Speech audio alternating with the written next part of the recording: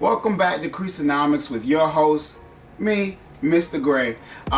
As always, I always say I apologize for being away so long. I'm not gonna lie, I feel like COVID has definitely, disrupted my little flow. You know, I don't get sneakers as fast as I've been wanting to get them as I used to, but the supply chain seem like they're starting to slowly ramp up and get a little faster, slowly. Anyway, I'm not gonna go too slow into jumping into what we're gonna look at today. Today we're gonna look at the Jordan 1 High biohack. And I am late on showing these because I absolutely got them a couple days ago, but for some reason I was too lazy to pull them out. So anyway, the Jordan 1 biohacks are preceded by a pair that came out in 2005, the Undefeated Nike Dunks. They look extremely similar. And if you missed out on those, this would be kind of like your next best thing, because these actually, the quality on these is super nice. So if you did not get in 2005, assuming you were collecting sneakers then, if you didn't get the Undefeated Dunk Highs, as far as I'm concerned, these are the next best thing. So we'll stick one here.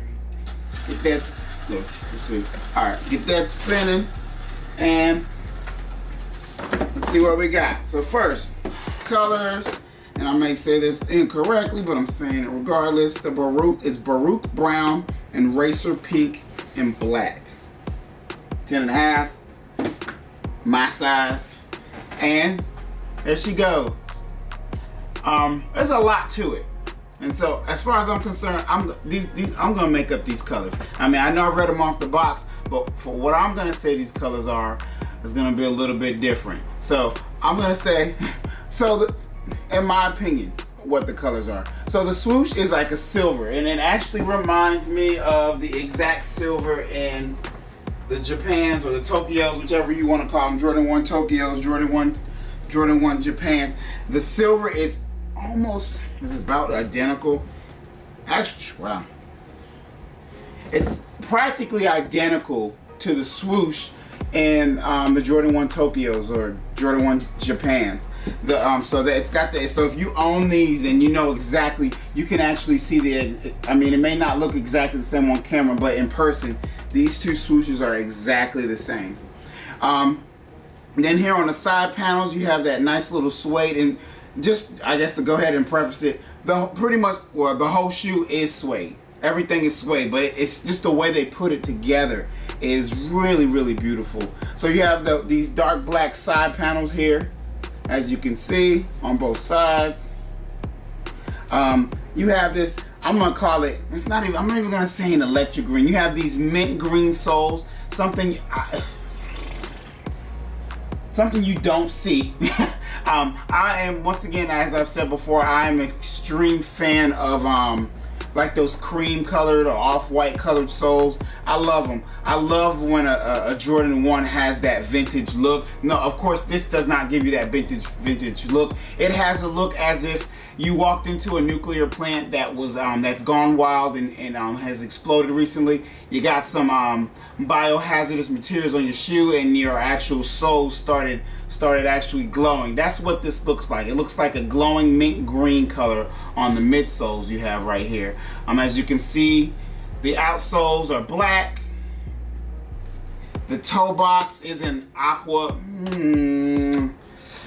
Like I said, these are my colors. This is my shoe. I know I'm acting crazy today. I got a lot going on.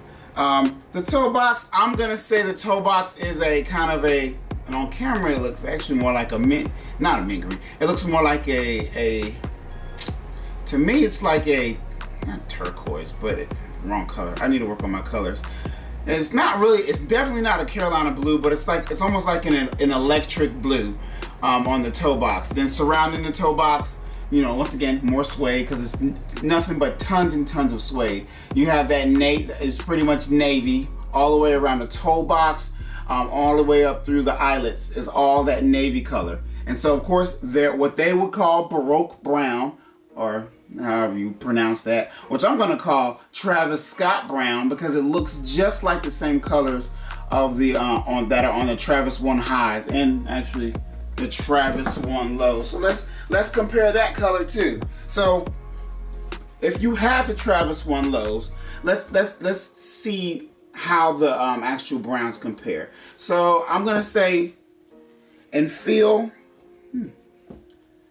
I mean, they're both good suedes. The Travis 1, the Travis suede has more of a, not a vintage, but more of a slight faded look to it. The Baroque brown is a lot more of a solid look to it as far as the color goes.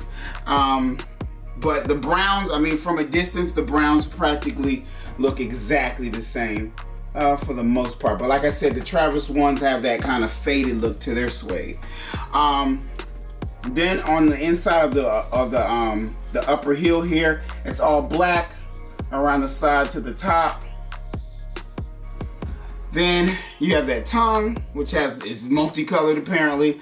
You have that full I'm going with my own color. You have that full electric orange tongue with that beautiful, and to me, all I'm gonna call this right here, this Nike tag right here, I'm gonna call it Miami. That's nothing but a bunch of Miami right there. You see the stitching has that what did I call it? That electric blue coloring with that hot pink for Nike Air, and and all it really gives me is a bunch of Miami vibes. So going from that tongue, that tongue for the most part is the same color as the inside of the shoe.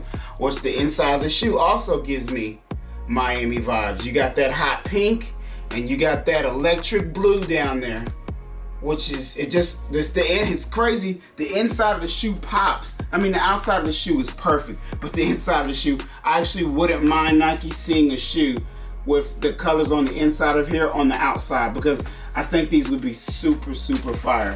As you can see, it comes with the black laces, but it supply you with some, I'm gonna call it electric pink, electric pink laces here. I know it looks like the coloring on the camera almost makes it looks like it's orange, but in a way, depending on how you look at it. But they are a hot pink color. I think they be pretty fire if they put them in. But right now, being honest with you, I am really highly focused on the inside of the shoe. And Nike, if you ever watch my little videos on my little channel, I just want you to know I'd love for you to make a shoe with the coloring of the inside of this Jordan 1 Biohack. I think that would be a really hot shoe. And I'm sure there's a shoe already out that looks similar to it. I know there's a Jordan 1 with palm trees, but it doesn't have, I think, this Miami vibe. Other than that, like I said, I missed that little tab on the back. So the tab on the back of the heel, there's another more electric blue right there. I mean, this shoe is a shoe you can practically wear with anything. Now, with this many colors, personally, I'd probably wear all black. That's just because that's how I roll. I like solid colors. So something that I know will go with all of this, to me, would be all black. Some people don't even bother matching, which is not bad. It works. I'm actually curious, something I never talk about. I'm actually curious when they produced this shoe. So let's see. So April, they produced this shoe in April 15th, somewhere between April and